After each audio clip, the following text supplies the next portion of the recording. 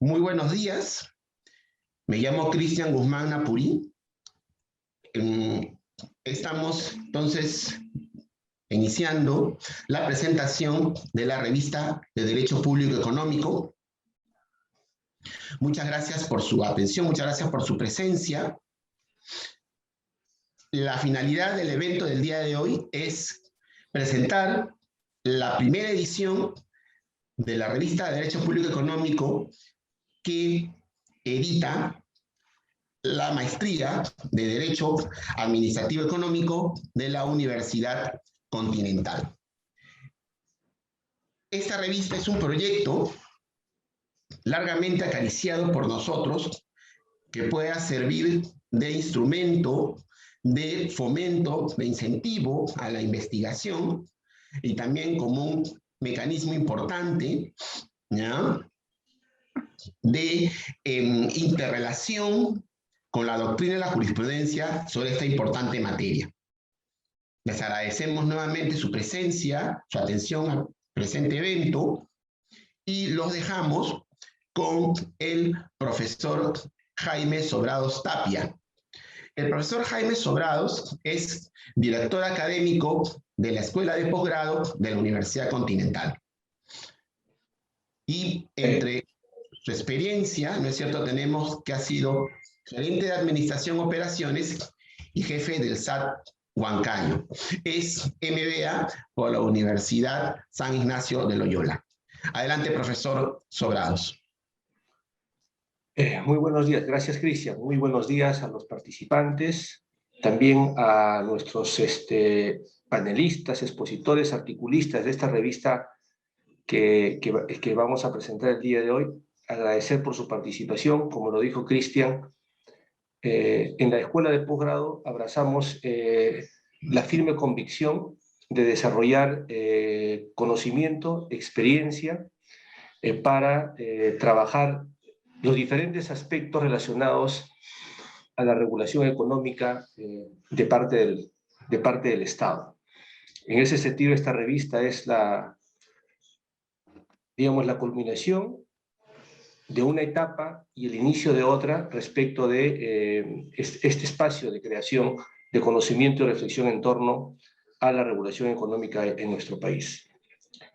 Para la Escuela de Posgrado es un placer desarrollar esta iniciativa y congregar a un selecto grupo de profesores que han escrito y otros profesionales que han escrito, volcando toda su experiencia en esta materia. La Universidad Continental tiene como propósito generar un impacto positivo a través del empoderamiento de los estudiantes, generar un impacto positivo en la sociedad y en el mundo. Y creemos que a través de la revista estamos nosotros generando ese empoderamiento, ese conocimiento, esa reflexión, justamente para que los participantes, los estudiantes puedan generar ese impacto positivo en la sociedad. Sin más, doy por inaugurado este evento y invito a todos los participantes a disfrutar de las presentaciones que van a hacer Cristian, Victoria, Alfonso y Nadia, que nos acompañan en esta mañana como panelistas y son también autores de artículos de esta revista. Gracias. Buenos días.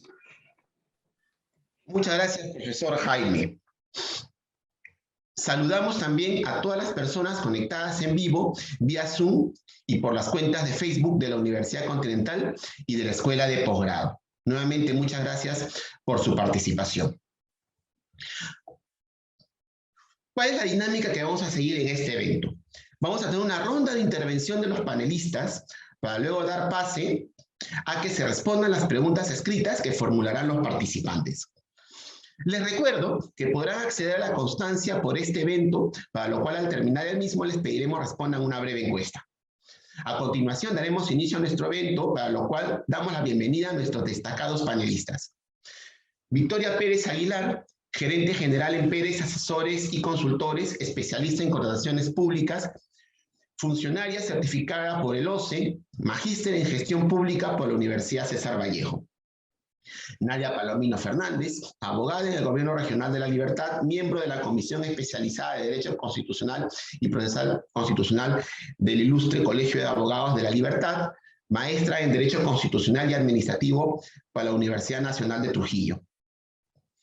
Alfonso Garcés Manyari, socio de Guzmán Napurí y Segura Abogados, ha sido viceministro de Justicia y jefe de gabinete de asesores del Ministerio de Economía y Finanzas, máster en Economía, Regulación y Competencia en los Servicios Públicos por la Universidad de Barcelona, España. Es necesario recordarles que los tres panelistas que están presentes con nosotros son profesores de posgrado de la universidad. ¿Ya? Es muy importante también relevarlo. Entonces, sean bienvenidos, estimados panelistas. Agradecemos haber aceptado nuestra invitación. Bien, entonces realizaremos una ronda de intervención, como lo habíamos señalado, por favor, de 15 minutos, iniciando por la profesora Victoria Pérez. Adelante, profesora.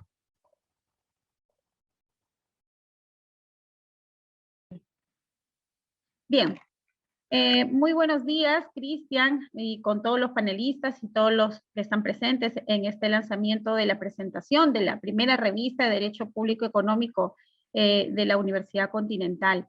Agradecerte primeramente, Cristian, por esta invitación a ser parte de este proyecto, de este inicio de este proyecto, en el cual pues nos vemos involucrados al ser docentes de la Maestría de Derecho Económico de la universidad, y realmente al recoger las inquietudes de muchos de los participantes de esta maestría. Asimismo, recordar que los alumnos en esta maestría pues tienen muchísima posibilidad también de compartir sus artículos para las próximas o las futuras ediciones de esta revista, ¿no? Gracias, Cristian, por esta oportunidad, porque realmente nos permite poder compartir, como mencionas, experiencias, poder compartir análisis que hacemos respecto del derecho público económico. En ese sentido, vemos que el derecho público económico no solamente podríamos encontrarlo en una rama del derecho, sino que, por ejemplo, en mi caso, Cristian, el artículo que compartimos en la revista está relacionado a los impedimentos para contratar con el Estado y los principios de libre concurrencia y competencia. Entonces diríamos, ¿y cómo se relaciona esto con el derecho público económico? O sea, ¿qué pasa ahí? Y es que pasa porque en ese artículo lo que pretendemos es analizar los impedimentos que regula la Ley de Contrataciones con el Estado, el TUO de la Ley de Contrataciones en su artículo 11, y la posible afectación a los principios de libre concurrencia y libre competencia contemplados en el artículo 2 del referido texto único ordenado de la Ley de Contrataciones con el Estado. Asimismo, es importante vincularlos realmente con el artículo 2, inciso 14 de la Constitución Política del Perú, donde se regula la libertad de contratación. A través de este artículo, lo que hemos intentado hacer es analizar justamente cada uno de los impedimentos que se regulan en la Ley de Contrataciones, partiendo del hecho de que por nuestra Constitución Política del Perú, todos deberíamos tener la libre contratación, la libre oportunidad de poder contratar con el Estado. Es un derecho constitucional, es un derecho fundamental que le corresponde a cada una de las personas naturales, a cada una de las personas jurídicas en una economía social de derecho. Sin embargo, vemos también que la misma normativa permite, o la misma Constitución permite que se emitan instrumentos legales como leyes en los cuales estos derechos se vean limitados, lo que conocemos como normas limitativas de derecho.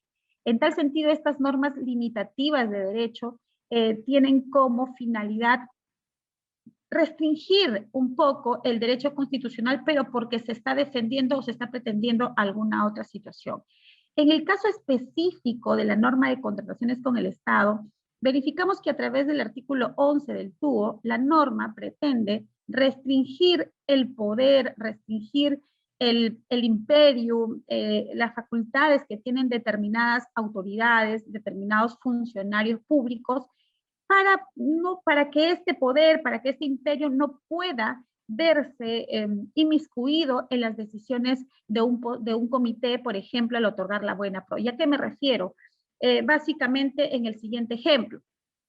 De acuerdo a la normativa de contrataciones con el Estado, no sería igualitario, no sería lo mismo que participe en un procedimiento de selección bajo el marco de la normativa de contratación pública, un vendedor que tiene una librería pequeña en determinada ciudad y que su competencia directa sea, por ejemplo, un ministro, su competencia directa sea, por ejemplo, un juez superior de la Corte de Justicia, etcétera, ¿no?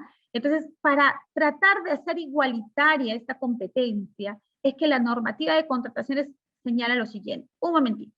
Si bien es cierto, todas las personas tienen la libertad de competencia, la libertad de concurrencia, la libertad de contratar.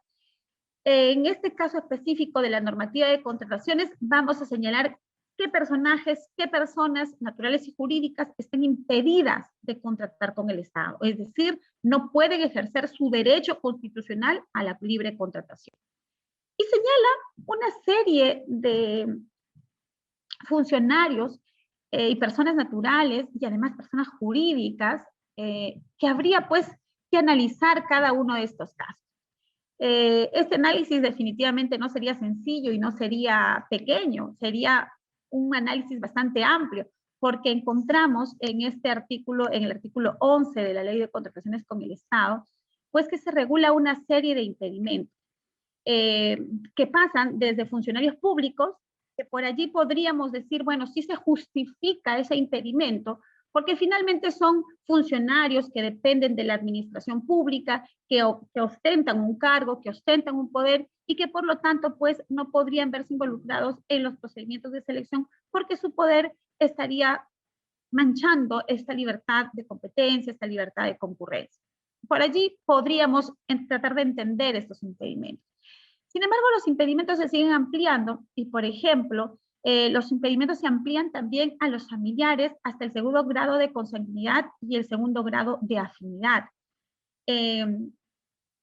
Sobre este punto es justamente que versa el artículo, ¿no?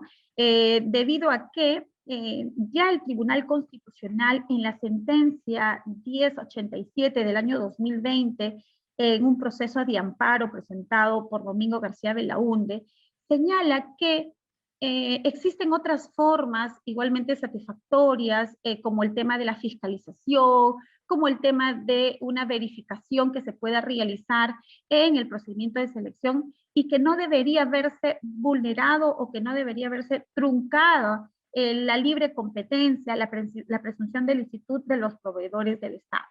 Y es que en el caso en concreto en el que nos centramos en el análisis del artículo, este personaje pues interpone una demanda de amparo porque a él se le prohíbe contratar con el Estado, inscribirse aún en el Registro Nacional de Proveedores, puesto que tenía un hermano que ostentaba el cargo de congresista. El Tribunal Constitucional desarrolla este impedimento y menciona, dice, ¿y por qué tendría que estar también impedido el hermano de un congresista si la contratación que va a realizar, la va a realizar en otra entidad que no tiene nada que ver con el Congreso, que no tiene vinculación alguna porque no es gobierno de turno, y desarrolla una serie de argumentos para señalar pues que estos impedimentos resultarían desproporcionados y que además, señala el Tribunal Constitucional, configurarían una amenaza y transgresión al derecho a la libre contratación.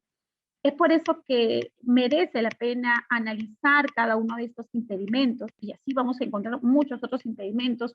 En clase me comentaban, Crisia, me comentaban a los alumnos de la maestría de Derecho Económico, me decían, doctora, ¿pero qué pasa si, por ejemplo, yo tengo un hermano, que este hermano es funcionario público de determinada entidad, sin embargo, yo con mi hermano no tengo relación alguna? Yo con mi hermano tenemos realmente, es más, si él puede hacer que me quiten la buena pro, lo va a hacer, porque nos llevamos así, súper mal. Entonces dice, y también estoy impedido, o sea, también estoy impedido porque esta norma me vincula directamente por ser familiar el segundo grado de consanguinidad. Y situaciones como esas, pues existen muchísimas más. Por ejemplo, cuando analizamos otros tipos de impedimentos, como el famoso caso de las personas que están impedidas y sancionadas por el Tribunal de Contrataciones, y también las empresas en las que uno de los participantes forme parte de otra empresa, pues esta otra empresa que se denomina empresas vinculadas, resulta que también es una empresa que está impedida para contratar con el Estado.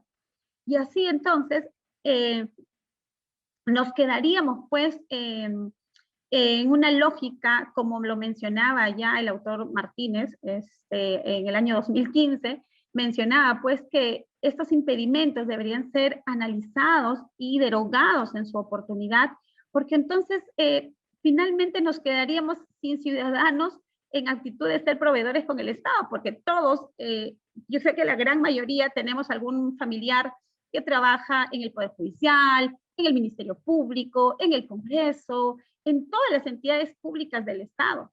Entonces habría pues que analizar si realmente el impedimento, si realmente la finalidad del impedimento, que es no generar una igualdad en las contrataciones del Estado, no estaría más bien yéndose en contra de los principios de la libre concurrencia y la libre competencia, porque estos principios de libre competencia, libre concurrencia, señalan pues que la entidad debe procurar la mayor concurrencia, la mayor participación de proveedores posibles. Pero si todos los proveedores van a estar sancionados, valga la redundancia, además de los procedimientos administrativos sancionadores, que es otro tema para poder también analizarlo, si todos los proveedores vamos a estar ya impedidos, pues entonces esa concurrencia, esa libertad de competencia, pues se va a ver limitada. Entonces, definitivamente se hace necesario, pues, el análisis no solamente de los impedimentos relacionados con los parientes al segundo grado de consanguinidad y al segundo grado de afinidad, sino también cada uno de estos impedimentos que regula el artículo 11 para poder de pronto promover una modificatoria de la norma en el sentido que se permita la mayor concurrencia, la mayor participación de proveedores posibles, ¿no?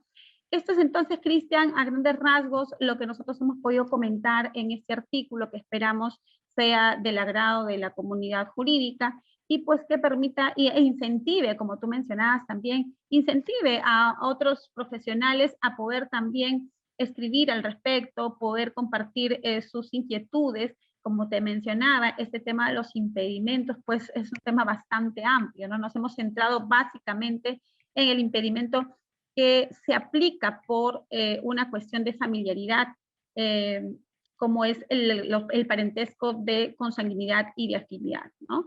Eso es lo que podría compartirte, Cristian, respecto de este artículo que hemos escrito para la revista. Indicarte nuevamente que ha sido muy gratificante poder escribir para esta revista y que esperamos pues sigamos aportando para la presentación de futuras ediciones. Genial, genial, Victoria. Muchas gracias por tu participación. Muchas gracias, además, por este excelente artículo en el cual tratas un tema sumamente relevante, que es el relativo a los impedimentos en materia de contratación administrativa. Y la referencia a esta demanda de amparo iniciada por Domingo García Belaúnde respecto de su hermano, que en ese momento era congresista, es un tema sumamente interesante, ¿verdad? Sumamente interesante. Bien, pasamos entonces a la exposición de la profesora Nadia Palomino Fernández. Ella es miembro de la Comisión Especializada de Derecho Constitucional y Procesal Constitucional del Ilustre Colegio de Abogados de la Libertad. Es maestra en Derecho Constitucional y Administrativo por la Universidad Nacional de Trujillo. Es profesora de posgrado de la Universidad Continental, profesora de posgrado y de pregrado de varias universidades. Ha escrito un artículo sumamente interesante sobre el contrato administrativo de servicios. Adelante, profesora Nadia. ¿Qué tal? ¿Cómo están? Buenos días. Primero, saludar al director académico de la Escuela de Posgrado, al director de la maestría, al doctor Cristian Guzmán Napurí. También agradecerle a la Universidad Continental por este espacio académico para la investigación, muy importante que nos permita, pues, el promover la investigación, no solamente en los profesionales del derecho, sino también en los estudiantes, lo que forma parte vital en su formación académica, profesional. muy honrada de poder participar en esta primera entrega de la revista de Derecho Público Económico. Si me lo permite la sala, voy a compartir una presentación pequeña sobre el artículo que, como dijo ya el doctor Cristian Guzmán Napurí, se encuentra desarrollado sobre el análisis constitucional de la eliminación del régimen de contratación administrativa de servicios en la administración pública.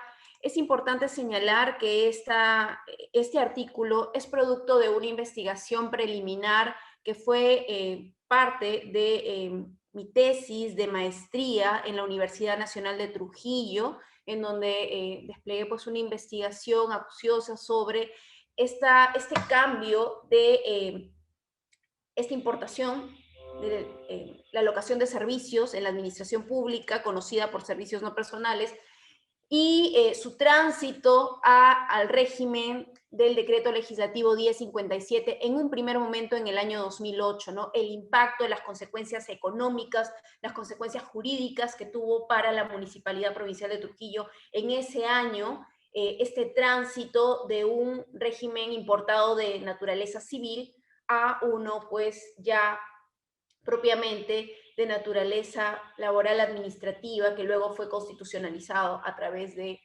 la sentencia del Tribunal Constitucional en el año 2010. Voy a compartir, no sé si me permite el huésped, el anfitrión. Bien.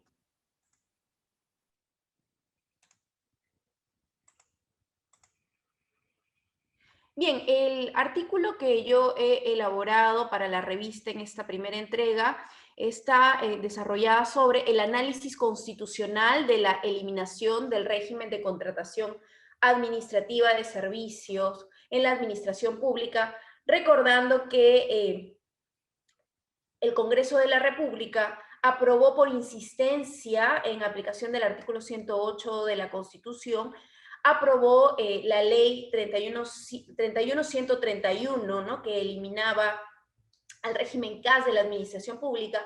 Sin embargo, el 13 de mayo, el Tribunal Constitucional admitió a trámite la demanda de inconstitucionalidad respecto pues, a esta ley contra la ley 31131 presentada por el Poder Ejecutivo. La peor forma de injusticia es la justicia simulada, y traigo esta cita de Platón precisamente porque los trabajadores del régimen CAS en la administración pública son la gran mayoría dentro de los datos del Instituto Nacional de Estadística. El 40% de los trabajadores CAS que se incorporan son trabajadores bajo este régimen CAS que realizan exactamente funciones similares a regímenes como el 276 de carrera administrativa 728, sin embargo, no tienen los mismos derechos, no les alcanzan la misma tutela jurídica, lo que definitivamente no puede pues, plantearse dentro de un Estado constitucional de derecho. La ponencia, al igual que el artículo, se divide en algunas etapas. Primero, una introducción de lo que es el régimen CAS, la evolución normativa que tuvo este régimen, la evolución jurisprudencial, de pronto lo que ya hizo pues, el Congreso de la República, el panorama actual con la admisión a trámite de la demanda de inconstitucionalidad por parte del Ejecutivo ante el Tribunal Constitucional y algunas conclusiones. El régimen CAS es uno de los regímenes generales de trabajo dentro de la administración pública que nace con el decreto legislativo 1057 en el año 2008. Recordemos que esto se da en el marco del Tratado de Libre Comercio con Estados Unidos, lo que pues obliga al gobierno peruano a regularizar, a tratar de dar un velo de juridicidad y protección a el gran número de trabajadores que se encontraban laborando bajo esta modalidad de naturaleza civil que era la locación de servicios en la administración pública. Para el año 2010, el Tribunal Constitucional, a través de la sentencia 02-2010, proceso de inconstitucionalidad del 7 de septiembre, otorga la constitucionalidad de este régimen bajo una condición, la condición de temporalidad que debía acompañar a la transición de este régimen a uno que reconozca en igualdad los derechos de los trabajadores del sector público. Recordemos que esto se dio en el año 2010, estamos año 2021. En la administración pública existen diferentes regímenes laborales, una dispersión normativa que genera realmente desorden, ¿no? Engloba hasta 40 regímenes laborales distintos que coexisten todos en el ordenamiento jurídico nacional. Dentro de los regímenes generales tenemos 16. Los regímenes laborales dentro de la administración pública más utilizados son los de carrera administrativa, 276, el régimen de la actividad privada, el decreto legislativo 728, el contrato administrativo de servicios CAS y la ley del servicio civil a 30057. El régimen CAS ha venido evolucionando desde su otorgamiento en el año 2008 en el gobierno del expresidente Alan García, con el decreto legislativo 1057, luego tras este primer momento de la sentencia del Tribunal Constitucional a 002-2010, sale pues este decreto, el 065-2011, otorgándole mayor cantidad de derechos a los trabajadores, y finalmente ya para el año 2012 la ley 29849 que dispone la eliminación progresiva del régimen CAS. Estas son algunas etapas en donde empieza a extenderse de manera pues progresiva los derechos a los trabajadores CAS hasta el año 2012. Y la evolución jurisprudencial importantísima, que también en este artículo he tocado de manera, creo yo, bastante analítica sobre algunas sentencias claves que hace el Tribunal Constitucional sobre este régimen y cómo estas obviamente tienen un impacto en el orden normativo. Es así que tras estas sentencias, pues se emiten decretos supremos que empiezan, o incluso leyes, como la ley de la eliminación progresiva del CAS, ya a disponer este carácter transitorio que tuvo desde un origen, desde el año 2008 que nació este régimen CAS. Estas son las 4 sentencias que son analizadas en el artículo que será publicado pues en esta revista el día de hoy, la 002-2010, la 00876-2012, la 050-57 del año 2013 y la 0025-2013 del año 2016. ¿Qué pasa en el Congreso? El 11 de diciembre del año pasado se aprueba la eliminación pues, de estos contratos CAS con la ley que establece disposiciones para erradicar la discriminación en los regímenes laborales del sector público. Sin embargo, es el Poder Ejecutivo, a través del oficio 024-2021, en este año, el 14 de enero, que presenta 21 puntos de observación, sobre todo referidos a materia económica, presupuestal, entre las que destacan la afectación al acceso e incorporación de servidores a la administración pública y la oposición a la reforma del servicio civil.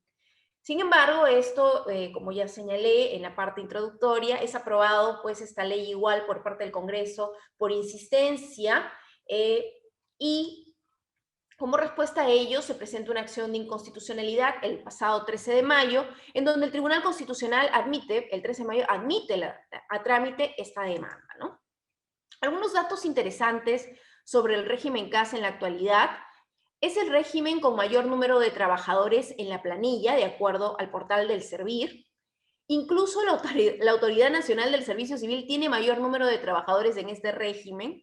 Su naturaleza es una naturaleza híbrida de naturaleza laboral y administrativa con condición transitoria, de acuerdo a la sentencia 002-2010 del tribunal.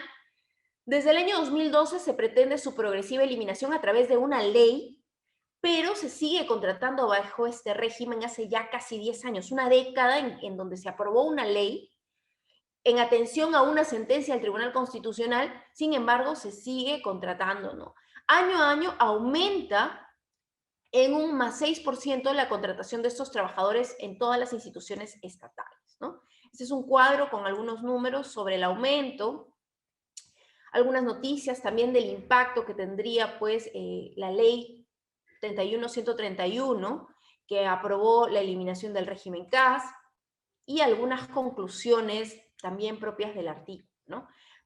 Particularmente, considero que el régimen de contratación administrativa de servicios constituye un régimen general para el acceso al servicio público y tiene una normatividad que, lejos de beneficiar a los trabajadores de su jurisdicción, ha generado inequidad y un mecanismo alterno de acceso a la administración pública, sin cerrar la puerta de los contratos por servicios no personales, ¿no? La locación de servicios, que valgan verdades, se sigue contratando aún en administración pública a través de esta modalidad, la de locación de servicios, que pretendió reemplazar originalmente, ¿no?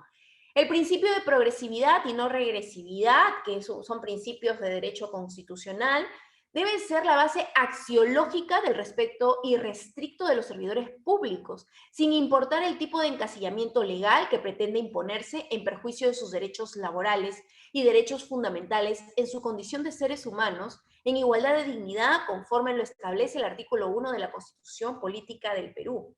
La dispersión normativa que existe en materia laboral ha producido desorden y malestar en cientos de miles de trabajadores, con especial énfasis en los trabajadores del Estado, afectados con planillas concurrentes. ¿Qué quiero decir? Tenemos hasta 3, 4 planillas para personas que hacen labores similares dentro de una entidad pública, ¿no? Y asignaciones de labores semejantes, pero con diferencias sustanciales en su remuneración.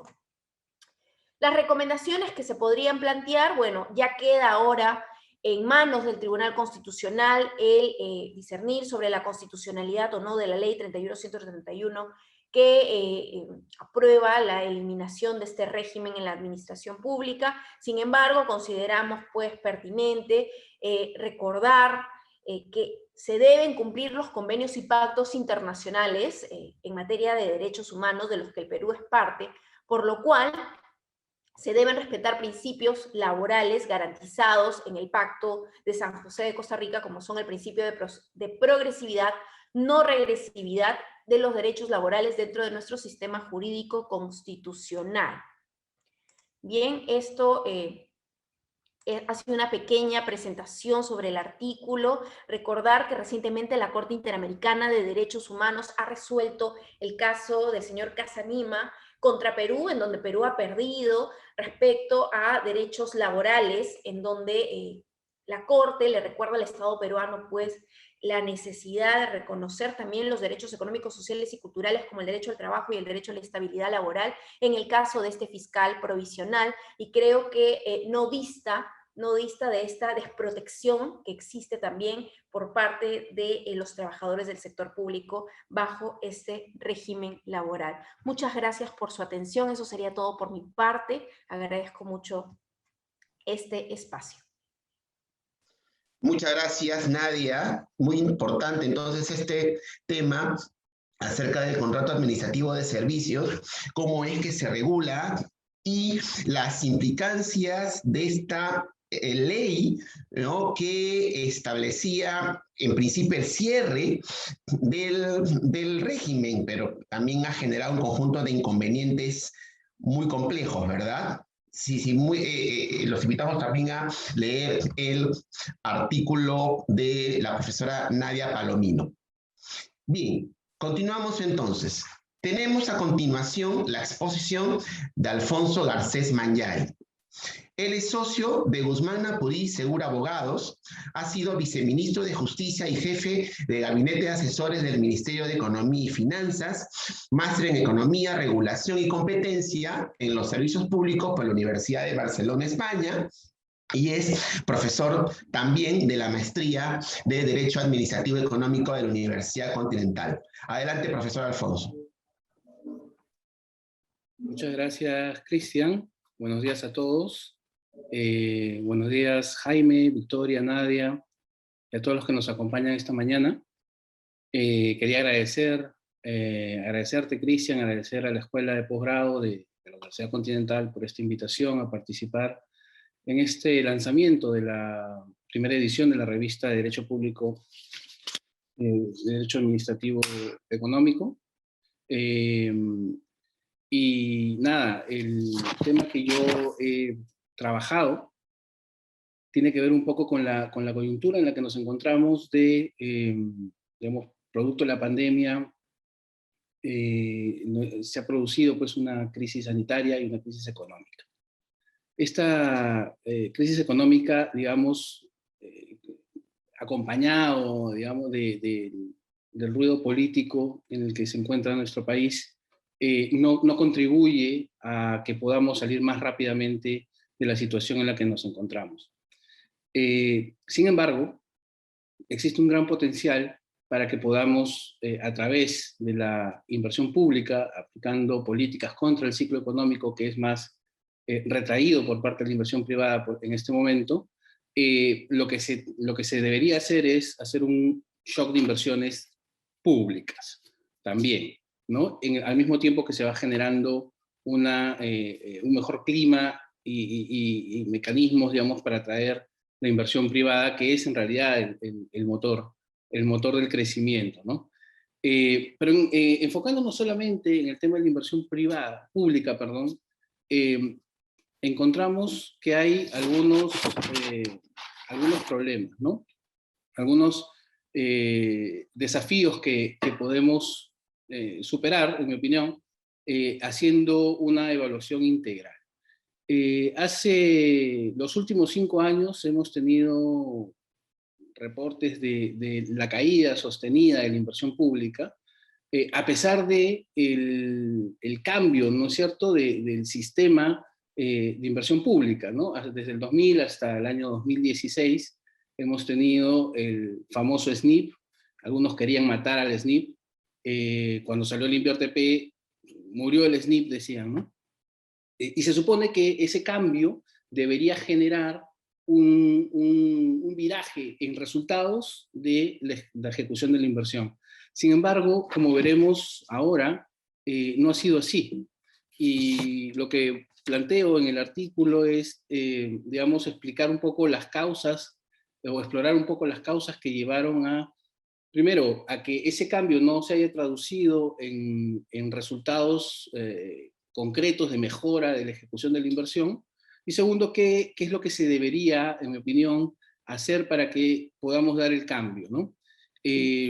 Para ello, digamos, podemos ver ese gráfico, que ese es el porcentaje, digamos, de ejecución promedio de la inversión pública desde el año 2006 al 2021.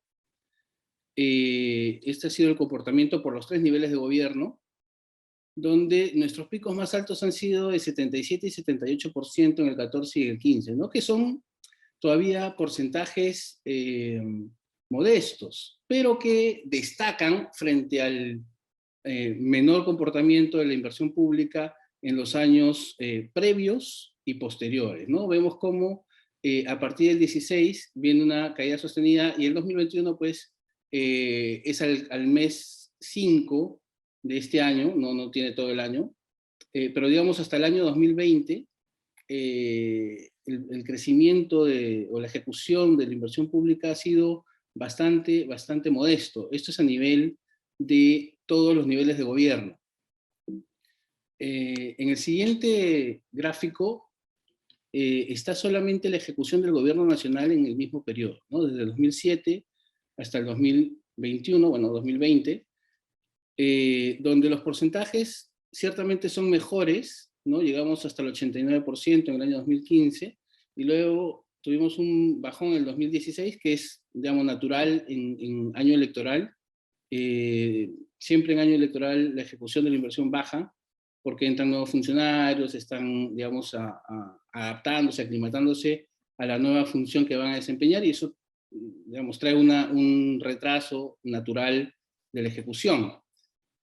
Por eso es que se recupera un poco en el 17 y luego viene teniendo caídas en el 18, el 19, que se pueden explicar un poco por la crisis política que hemos estado viviendo, y en el 20 siguió cayendo, a pesar que el 20, bueno, se dictaron pues medidas de confinamiento, pero además se tenía que realizar mucha inversión para paliar los efectos sanitarios, ¿no? Entonces, a pesar de todo eso, hemos logrado un 73%, un modesto 73% en el año 2020. En el caso del gobierno regional, es digamos, es más heterogéneo, ¿no? La curva, digamos, de ejecución. El pico también fue en el año 2015 con un 80%, pero luego vemos que hay una caída, ha llegado a 55% en el año 2018, 58% en el 19, 65% recuperado un poco en el 20. En el caso de gobiernos locales es más homogéneo, pero a la baja, más achatado, digamos, la ejecución de la inversión. Pero, digamos, lo que vemos es que a pesar de haber cambiado el sistema de inversión pública, no vemos pues resultados, o no se ha traducido en todo caso en resultados positivos en términos de ejecución de la inversión que pudieran mitigar los efectos económicos de la crisis que estamos viviendo actualmente en la economía. Entonces, ¿pero por qué es que se llega a, digamos, a esa situación? Porque es que cambiando el sistema de inversión pública, casi en su totalidad, aunque, digamos, era en mi opinión, un SNIP con varios ajustes que además ya se venían trabajando desde antes del cambio del sistema. ¿Qué es lo que lleva a eso, ¿no? Aquí podemos ver un comparativo en gobiernos nacional, periodos 2012, 2015, 2017, 2020, y en todas, digamos, previo al SNIP, previo al INVIERTE-P, la ejecución de la inversión estaba mejor, o sea, no estaba bien, seguía siendo baja la inversión pública, o la ejecución de la inversión pública en el Perú no es de ahora, no es de hace 5, 10, 20 años, desde 30 años, es de siempre el problema de la ejecución. Y aquí lo que trato de explicar es cómo es que, a pesar del cambio, no se ven esos resultados, ¿no? Donde sí se ve un resultado es si aislamos los años electorales, digamos el 2011, el 2016 y el 2021, ha habido una mejora en el año 2021 respecto de los años electorales previos, ¿no? En el año 2011 el nivel de ejecución fue del 15%, ¿no? Por todo nivel de gobierno, y en el año 2016 fue de 20%, se subió un poco más del 5%, y en el año 2021 hemos llegado al 25.4% en el mismo periodo, ¿no? Que está comparado enero a mayo de cada año electoral. Y aquí vemos, digamos, el promedio por todo nivel de gobierno. Entonces, en mi opinión, el problema se debe a un tema de diagnóstico, porque concebir la ejecución de un proyecto de inversión pública y reducirlo únicamente al sistema de inversión pública, me parece que es una visión miope, ¿no? Porque un proyecto de inversión pública discurre por una serie de sistemas administrativos directos y transversales, ¿no? Un proyecto de inversión pública pasa por el sistema de planificación o de planeamiento, los sistemas de administración financiera del Estado, presupuesto, tesoro, deuda, contabilidad, el sistema de inversión pública recientemente, digamos, incorporado juntamente con el sistema, digamos, la gestión fiscal de los recursos humanos, porque tiene que dársele una visión a la ejecución de la inversión pública como un todo, y no como una integralidad, y no como sistemas aislados y desarticulados, ¿no? Y uno de los grandes cuellos de botella que existe, y lo vamos a ver en unos minutos, es, digamos, dentro de todas las fases por las que discurre un proyecto de inversión pública, por un lado, el planeamiento para saber hacia dónde quiere ir el país, ¿no? Los planes de desarrollo que van, digamos, desagregándose en planes sectoriales, planes multisectoriales, planes operativos, que debería, ¿no es cierto?, debería traducirse esos planes en el presupuesto público, ¿no? El presupuesto público no es otra cosa sino la expresión cuantitativa de las acciones, los objetivos que yo quiero alcanzar. En ese sentido, debería haber una mayor articulación. Hoy en día, los planes en la mayoría de las entidades son planes que son realizados en algunos casos, por el personal administrativo, no es organizado por el propio jefe del órgano o el jefe de la entidad. Entonces, en algunos casos se convierten en trámites formales que uno tiene que seguir porque hay una norma que exige que haya un plan. No es porque realmente seamos conscientes de que queremos alcanzar un objetivo, queremos alcanzar un resultado concreto y en función de eso nos van a medir. No existe. O no existen en la mayoría de entidades por lo menos, ¿no? Por ahí habrá alguna que otra, ¿no?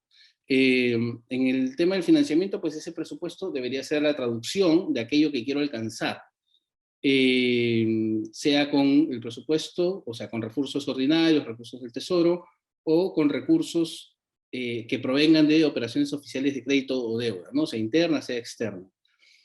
El sistema de inversión pública, que me parece que ha tenido algunos aciertos, como el caso de los formatos estándar, ¿no?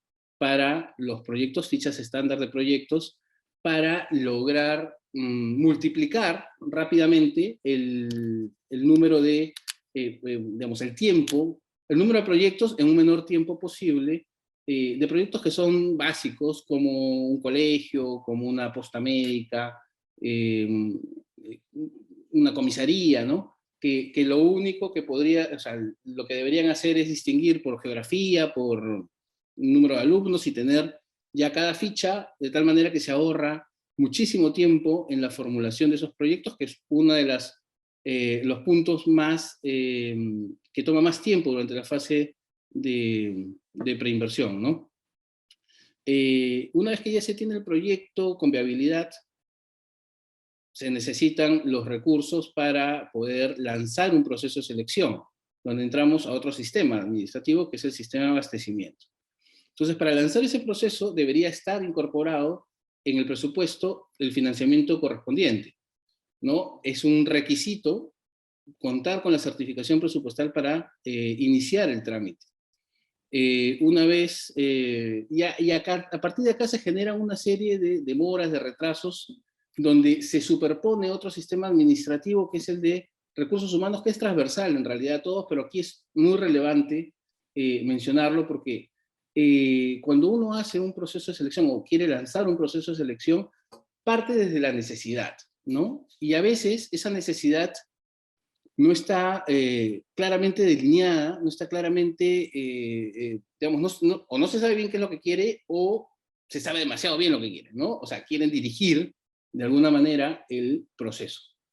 Entonces, si tiene demasiado, no sé, establece una marca, establece alguna característica del bien que no es objetivo, neutral, digamos, para que cualquiera pueda presentar, y no lo ve el director general o el jefe del área que está preparando el requerimiento, y no lo ve el área de abastecimiento de logística, y no lo ve el comité, y no lo ve nadie hasta que se adjudica ese proyecto, lo que va a pasar es que el perdedor, si es que hay competencia, va a apelar, y probablemente gane.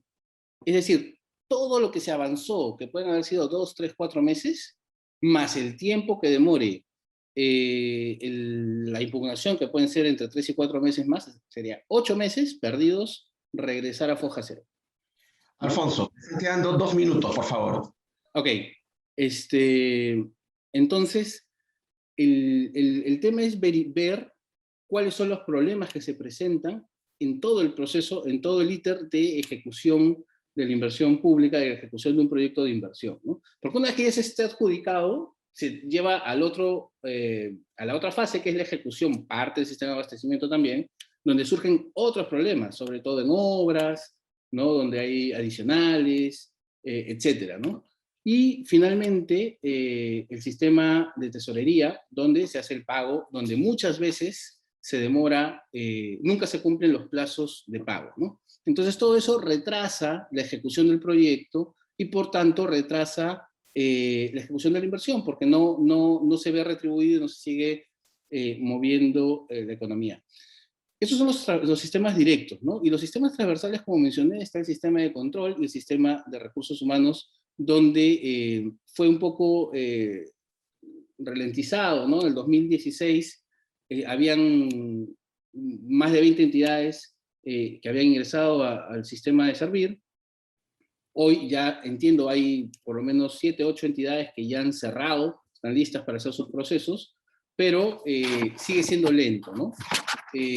Cuando la idea del cambio del sistema de recursos humanos es cambiar la lógica de un enfoque por resultados, medidos, evaluaciones permanentes, capacitaciones, fortalecimiento de capacidades permanentes, etcétera, una línea de carrera, ¿no? Etcétera, etcétera. Y ese sistema de control que en realidad debería, dos cosas, ¿no? Uno, fortalecer sus capacidades, que te audite el que sea responsable, es decir, un ingeniero te audite temas de ingeniería, y no que un abogado te audite temas de ingeniería, o que un ingeniero audite temas legales, ¿no? Entonces, la conclusión es que hay que darle una mirada integral al sistema, a la inversión pública, no al sistema como tal, identificar los cuellos de botella y a partir de ahí poner remedios y soluciones que permitan que la inversión pública pueda desarrollarse dentro de los cronogramas previstos inicialmente. Muchas gracias. Muchas gracias, Alfonso, por tu participación. Sin duda, la inversión pública es un tema de especial relevancia que requiere un impulso intenso de cara al nuevo gobierno, ¿verdad? Tenemos un nuevo gobierno en ciernes y va a ser necesario impulsar la inversión pública para mejorar todos los elementos, todas las variables económicas, ¿no? Bien. Antes de la ronda de preguntas, yo muy rápido voy a contarles, ¿ya? Cómo es que la revista está estructurada, ¿ya? Y contarles también en qué consiste la revista de Derecho Público Económico, ¿ya? La idea, como decíamos al inicio de la revista, es servir como un vehículo para incentivar la participación de los investigadores, investigadoras en materia de derecho público económico, ¿ya? Entonces, es súper importante entonces, ¿ya? Que nosotros podamos utilizar la revista como un mecanismo para fomentar la investigación. O sea, la universidad utiliza la revista como un mecanismo para fomentar la investigación, ¿ya? El problema en el Perú, y eso es algo que podemos notar con facilidad, es la poca investigación que hay. Hay relativamente pocos artículos científicos de investigación que se publican en comparación con otros países. Hay toda una data que les invito a revisar, que tiene el CONCITEC, por ejemplo, o que tiene SUNEDU, que es pública, la pueden chequear con facilidad. La data, ¿no? Ahí ustedes van a ver que Brasil, por ejemplo, Argentina, Chile, tienen un nivel de elaboración y publicación de artículos, papers, como lo llaman en Estados Unidos, muy superior por persona, ¿ya? al que tiene el Perú, por ejemplo, ¿no?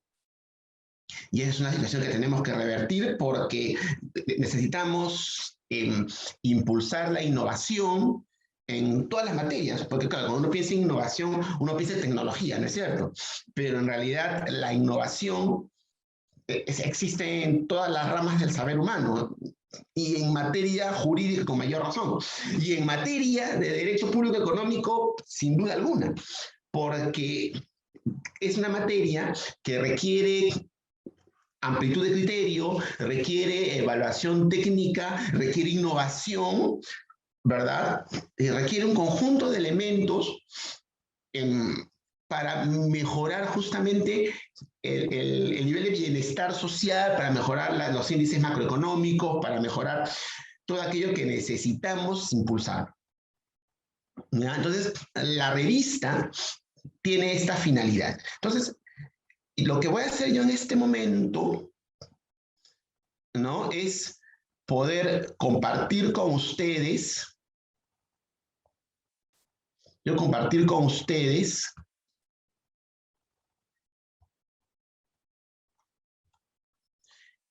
el PDF conteniendo la revista, ¿no? ¿Cómo pueden acceder al PDF de la revista completa, Entran a la página web de la revista, que en unos minutos las voy a poner, las voy a indicar, ¿ya? Se suscriben, además es muy rápido porque simplemente tienen que poner su correo electrónico y tienen que poner cómo se reconoce como consultor, ¿no? Inmediatamente van a poder descargar el PDF, ¿no? Tienen acá la carátula, ¿no? Tienen la carátula, ¿no? Tienen el título, ¿ya? De la revista, ¿ya? Tienen los datos siempre bibliográficos, está pendiente el depósito legal, lo estamos tramitando, ¿ya? Y acá tienen el contenido de la revista, ¿no? Tienen un editorial muy cortito, a cargo de este servidor, un primer artículo que se llama Energías renovables alternativas, un reto para el Perú, del profesor Pedro Gamio, perdón. El sistema de inversión pública invierte P y los desafíos que enfrenta para mejorar la ejecución de la inversión pública, un error de diagnóstico, de Alfonso Jesús Garcés Manyari, que hace unos minutos ha explicado muy bien el profesor Alfonso. Un tercer artículo de Hugo Gómez Zapac, las medidas de salvaguardia en la comunidad andina. Seguimos con el principio de subsidiariedad empresarial del Estado a cargo de este servidor, del cual les voy a contar unos minutos, en unos instantes. El artículo de Juan José Martínez Ortiz, marco teórico para entender y enfrentar los problemas de desempeño, integridad y corrupción en el sector público. El artículo de Eduardo Melgar, un análisis de las implicaciones de la asignación de talento humano en las agencias públicas de enforcement. El artículo del cual ya la profesora Nadia Palomino nos ha explicado, análisis constitucional de la eliminación del régimen de contratación administrativa de servicios en la administración pública. Otro artículo que ya hemos conocido, el de Victoria Pérez, los impedimentos para contratar con el Estado y los principios de libre concurrencia y competencia. Un tema también relevante, si es que le debemos otorgar autonomía constitucional a Indecopi, dada la importancia de sus atribuciones, de Pierino Stucchi López Raigada, y cierra la revista con los alcances sobre el derecho a la movilidad sostenible en el Perú, de Humberto Valenzuela Gómez, un artículo muy interesante sobre una rama del derecho en pleno crecimiento, que es el derecho del transporte, ¿no?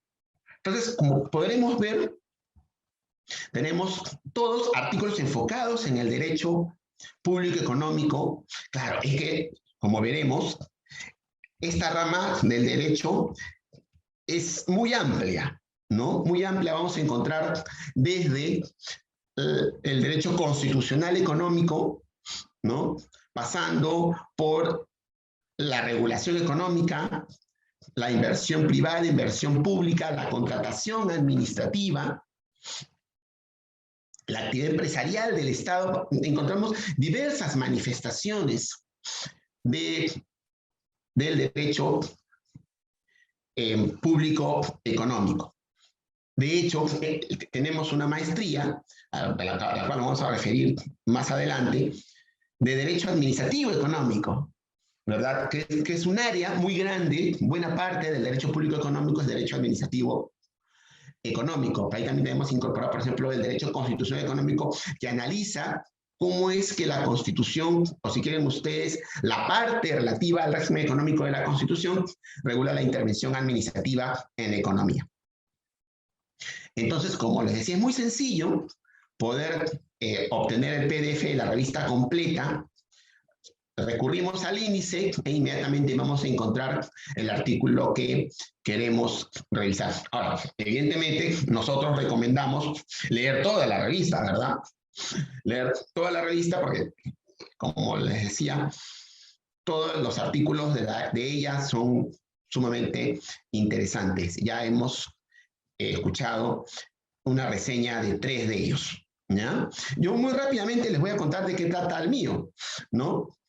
Este artículo, el principio de subsidiariedad empresarial del Estado, hace un análisis sucinto porque es un artículo de revista. Quisiera ampliarlo posteriormente. Hace un análisis respecto de cómo es que se regula en el artículo 60 de la Constitución el principio de subsidiariedad.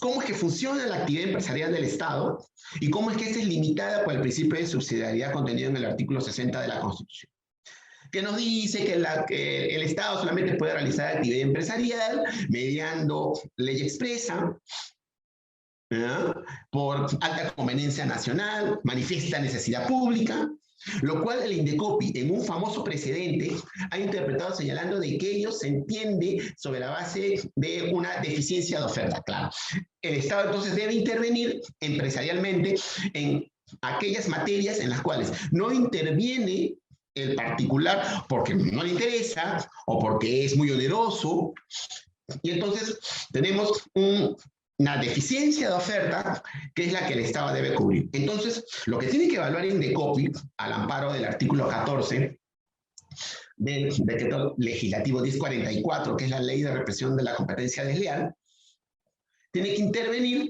determinando si es que esta empresa estatal efectivamente está cumpliendo con el principio de subsidiariedad. Dice el artículo 14 de la norma que acabamos de señalar que si es que esta empresa no está cumpliendo, ¿no? No está cumpliendo con el principio de subsidiariedad, estaría cometiendo competencia desleal. Estaríamos frente a una modalidad de competencia desleal que es la de vulneración normativa o vulneración de normas, ¿ya? Acuérdense siempre, el artículo 14 del Decreto Legislativo 1044. ¿Ya? Y este artículo 14 es importantísimo porque antes de la vigencia de ese decreto legislativo que fue emitido en el 2008, en el mismo paquete, por ejemplo, que fue emitido el decreto legislativo 1057, el que regula el contrato administrativo de servicios, no existía entonces, antes de este decreto legislativo, mecanismo alguno para controlar el principio de subsidiariedad. Miren, este existe desde la Constitución del 93, ¿no? Desde la promulgación de la Constitución del 93.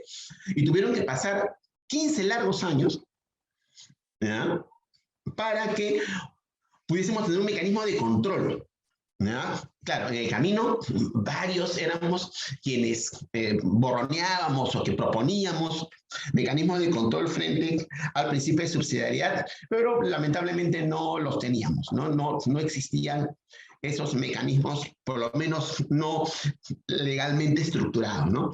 Hasta el 2008, insisto, en que aparece, ¿ya?, en que aparece el decreto legislativo 1044, ¿no? ¿Por qué tenemos que limitar entonces el principio de subsidiariedad empresarial? Por esta justa razón, ¿no? Porque el ejercicio indebido de la actividad empresarial del Estado genera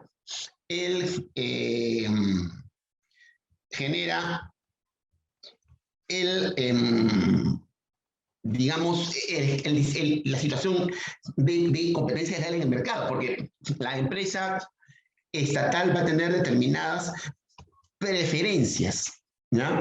Y otro tema que es importante también señalar es que en materia de teoría de juegos, ¿ya?, siempre debemos asegurar que haya quien se encargue de que la regla de juego se respete, ¿no? Más allá de la estabilidad de la regla de juego, es necesario además que haya quien genere que la regla se cumpla, ¿no? Un árbitro, como en el fútbol, ¿no? Ahora justo que estamos en Copa América, Eurocopa, como en el fútbol, ¿ya? Nosotros debemos tener un árbitro. En materia económica, el árbitro es el Estado. Ya nos estamos entendiendo, ¿no? Porque en principio, ¿no? En principio, el árbitro no juega. ¿Se dan cuenta? En principio, el árbitro no juega. ¿Ya? Hay un artículo sobre teoría de juegos bien interesante, ¿ya? Que nos dice la diferencia, por ejemplo, entre el fútbol y un juego como el Monopolio, ¿no? ¿Quién no sabe jugar Monopolio? ¿Quién no ha jugado de chico Monopolio o hasta grande? ¿Ya? Pero el Monopolio tiene una particularidad. El banquero, que sería el árbitro del juego, ¿ya? El banquero también juega. Y entonces eso explica por qué estadísticamente, y eso está acreditado viendo los resultados de los campeonatos de Monopolio, porque hay ya campeonatos de Monopolio, esto explica por qué estadísticamente el banquero es quien más veces gana el juego. Porque consciente o inconscientemente termina interpretando la regla de juego a su favor. Claro, puede ser un juego, digamos, juego de mesa que sirve para entretenerse, pero nos sirve para explicar, para que nos dé este dato, ¿no? De la realidad. El árbitro en principio no juega, salvo que sea estrictamente indispensable en el caso de las empresas estatales, ¿verdad? Bien, yo ya agoté mi tiempo. Yo les agradezco mucho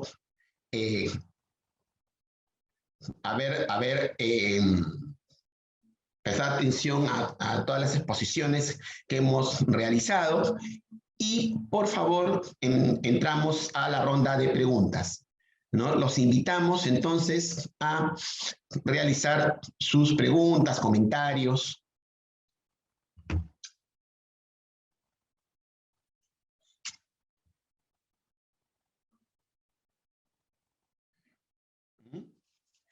Bien, tenemos una pregunta para el profesor Alfonso Garcés.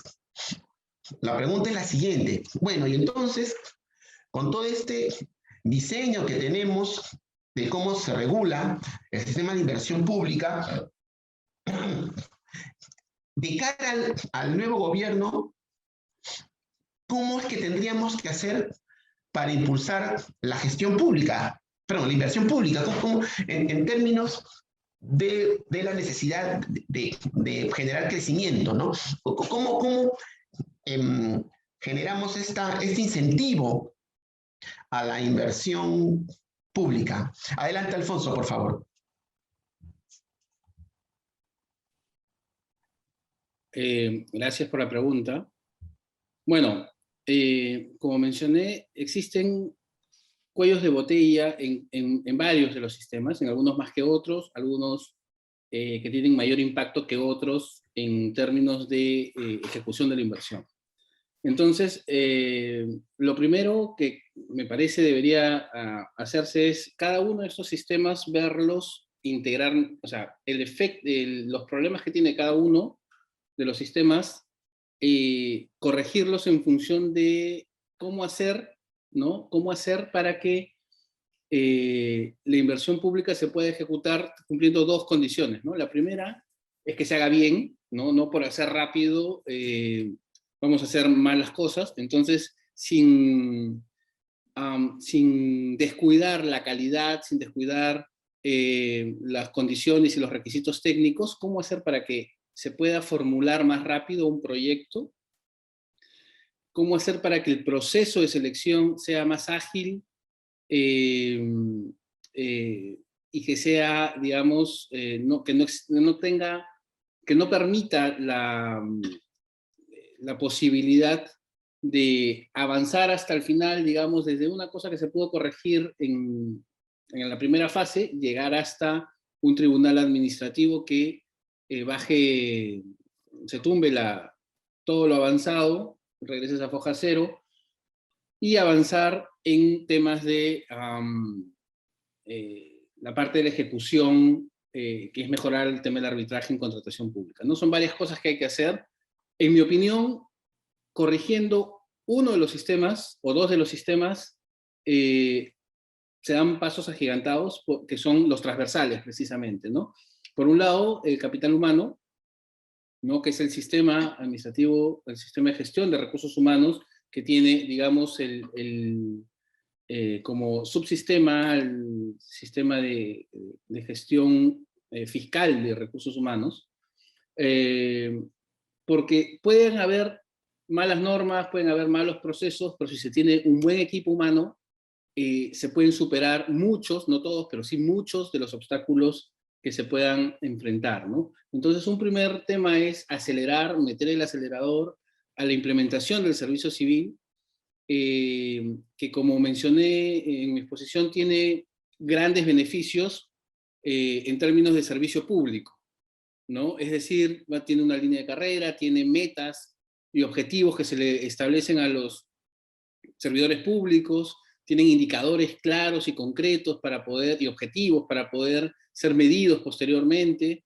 Si salieran mal en la evaluación, el Estado no es que los va a despedir, no los va a separar, no los va a desvincular de la entidad, sino que los va a fortalecer las capacidades en las partes donde han salido con debilidad, de tal manera que hay que generar incentivos, no necesariamente económicos, para que los trabajadores públicos, los servidores públicos puedan tener, y un cambio de chip, ¿no? El enfoque en resultados yo creo que es clave para eso. Eso por un lado, y por el otro es el órgano de control, que como mencioné, no en todos los casos, pero sí existen casos en los que, digamos, los que auditan determinadas materias no son especialistas en la materia que van a auditar. Entonces, si no son especialistas, ¿cómo es que podrías hacer una evaluación, un control adecuado, ¿no? Si es que estás evaluando la legalidad, entonces ¿cómo es un ingeniero o un contador el que está evaluando la legalidad? Si estamos hablando de un tema de ingeniería, de un diseño, de una construcción, un abogado o un contador poco tienen que decir. Entonces, la especialización, y no solamente la especialización, digamos, en temas de formación, sino la especialización dentro de la misma formación. Un ingeniero civil no va a tener el mismo expertise para auditar un tema, no sé, pues, de una ingeniería eléctrica, ¿no? Debería haber una especialización en la materia que se va a auditar, ¿no? Básicamente, Cristian. Perfecto, muchas gracias, Alfonso. Bien, acá hay una pregunta que se dirige al sistema de control en las contrataciones del Estado. O sea, pregunta, ¿qué acciones debería desarrollar el nuevo gobierno para mejorar los sistemas de control de contrataciones del Estado? ¿O no hay nada que cambiar? Nos preguntan. Gracias y felicitaciones. Muchas gracias por la pregunta, estimado Luis Felipe. Bien, contestaré rápidamente esa pregunta que nos hace Luis Felipe, en el sentido de que sí, pues, o sea, ¿cómo podemos mejorar el control en materia de contrataciones con el Estado? Ve que ahí hay dos problemas, ¿ya? Hay un primer problema de determinar qué es lo que realmente queremos con la contratación pública, ¿ya? Porque a ver, el tema ahí es encontrar un equilibrio correcto, adecuado, entre, decíamos, entre el control y el incentivo a la contratación, para efecto de generar eficiencia. Entonces, ¿qué pasa? Si somos muy controlistas, si somos muy rígidos, el riesgo, ¿ya?, es que se desincentive la contratación. Pero si somos demasiado flexibles para incentivar, o porque queremos incentivar la contratación, el riesgo, ¿ya?, es que terminemos, ¿ya?, el riesgo es que terminemos generando un control laxo y tengamos actos de corrupción, por ejemplo, y no es lo que queremos. De hecho, tenemos un nuevo proyecto, uno más, o sea, un nuevo proyecto de ley de contrataciones del Estado, un nuevo proyecto que está en este momento en discusión, estuvo publicado para que la ciudadanía pueda emitir aportes. mi percepción es que es un poco más de lo mismo, ¿ya? Mi percepción es que todavía no estamos encontrando el norte que queremos en materia de contratación pública, ¿no? De hecho, hace un par de semanas hicimos, menos de un par de semanas, hace semana y media, hicimos un webinar, un seminario web, como se le llama también, sobre este tema, ¿ya? En el cual tratábamos lo relativo a este nuevo proyecto y qué efectos, si es que se aprobaba, podría generar, ¿no? Y un poco el consenso era de que sí, que tenía cosas interesantes, pero que habían otras cosas que era necesario reformar y que era necesario ajustar, ¿no? Claro, a la pregunta que nos hacen de si no hay nada que cambiar, sí, o sea, sí debemos hacer ajustes, ¿no? Tenemos que hacer ajustes y mejorar en todos esos aspectos, ¿no? Bien.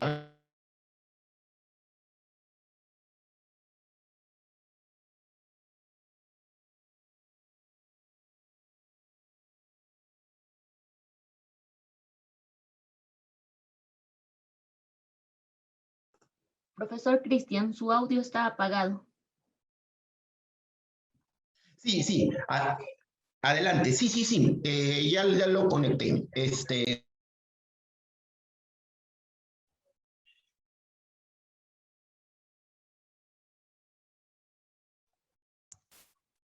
¿Alguna otra pregunta? Sí, mil disculpas por un momento, perdí un audio. Sí, hay una pregunta más, a ver, por favor.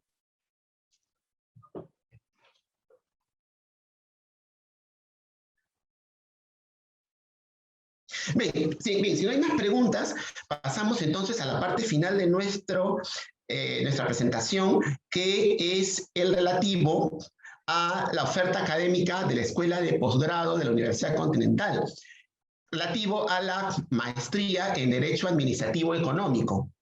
¿Sí? Sí, por favor. Ahora sí, muy bien, muchas gracias. Ya tenemos ahí la presentación. La maestría en Derecho Administrativo Económico de la Universidad Continental busca cubrir un vacío en el mercado. Justamente hace un rato estábamos hablando de las deficiencias de oferta, ¿no? Yo creo, bueno, y además los estudios de mercado lo ratifican, que tenemos una amplia deficiencia de oferta en materia de derecho administrativo y en particular en materia de derecho administrativo económico. No hay suficientes escuelas de posgrado que oferten estos cursos en general y maestrías en materia de derecho administrativo económico. ¿Ya? No tenemos, lamentablemente, no tenemos, como decía, lamentablemente, esta oferta. Entonces, la Universidad Continental, la Escuela de Posgrado de la Universidad Continental cubre este importante vacío, ¿no? La anterior diapositiva, por favor. Sí, ¿cuál es el grado académico? El de maestro en Derecho Administrativo Económico, ¿ya? ¿Qué cosa tiene de interesante la maestría en términos de las certificaciones progresivas? Que se otorga un conjunto de certificaciones, ¿no? En las materias relativas a la maestría conforme vamos avanzando, ¿no?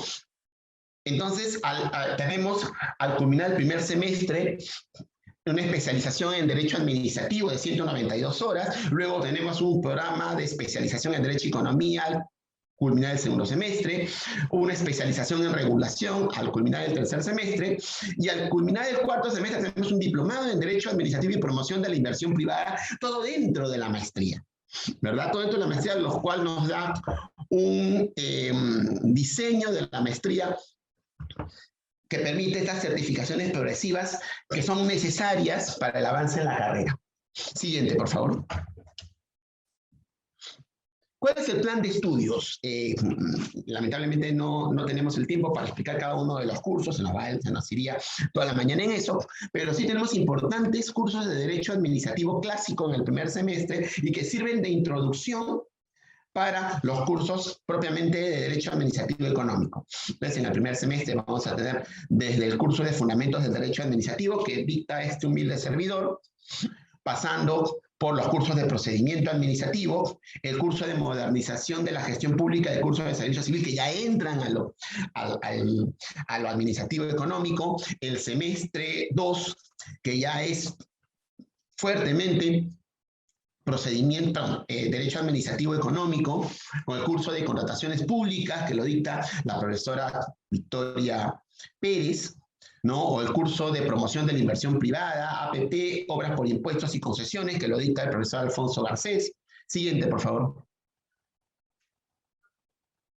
Tenemos el curso de Solución de Controversias y Arbitraje, tenemos cursos de Regulación Sectorial, y el semestre 4 culmina la maestría con los seminarios de investigación. O sea, todo un semestre, ¿ya? Dirigido a que el alumno o alumna culmine la tesis, ¿no? Porque es súper importante que el alumno o alumna, perdón, culmine la tesis. ¿Ya? Siguiente, por favor. La plana docente, ya conocen a algunos miembros de la plana docente. Tenemos también al profesor Luis Canseco Núñez, experto en competencia, al profesor Hugo Gómez Zapac, también experto en competencia y regulación. Siguiente, por favor. Tenemos a Juan José Martínez, también experto en regulación, ¿no? Él ha sido titular del Servil. Rafael Muente, presidente del Consejo Directivo de ACIPTEL, especialista en regulación también. Nelson Chac, es el Contralor General de la República, que dicta precisamente el curso de control administrativo. Siguiente, por favor. Nuria Sparch, especialista en gestión pública, actual ministra de Defensa. Rolando Salvatierra, socio del Estudio Muniz, vocal del Tribunal Administrativo de Servil, Tribunal de Servicio Civil. Fabiola Paulet, especialista en arbitraje. Eber Tazano, que ha sido presidente del Consejo Directivo de Indecopi, y varios más. Ustedes chequean en la página web de la maestría, ¿ya? Que van a ver las diversas materias de la maestría y los profesores que dictan cada una de ellas, ¿no? Tenemos diversos descuentos, además, ¿no? Tenemos el descuento corporativo, si es que la empresa a la cual pertenece el futuro alumno o alumna tiene convenio para ello, un 15% de descuento para exalumnos y colaboradores de la Universidad Continental y un 25%, ¿no? Por el pago al contado, ¿no? Si es que pago el programa en una sola cuota. Siguiente, por favor. Para ir avanzando con eso, pueden contactar con Julio Rodríguez, que es el asesor coordinador de maestrías encargado de ello. Siguiente, por favor. Entonces, una muy rápida reseña de en qué consiste la maestría en Derecho Administrativo Económico. Pueden seguir informándose de ello en la página web, en las publicaciones que realizamos. Bien, vamos terminando entonces nuestro evento.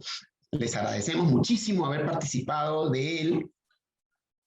Les agradecemos muchísimo su atención a todos los participantes. Les agradecemos muchísimo la participación a los miembros de la mesa, ¿no? A Jaime, Victoria, Nadia y Alfonso, muchas gracias.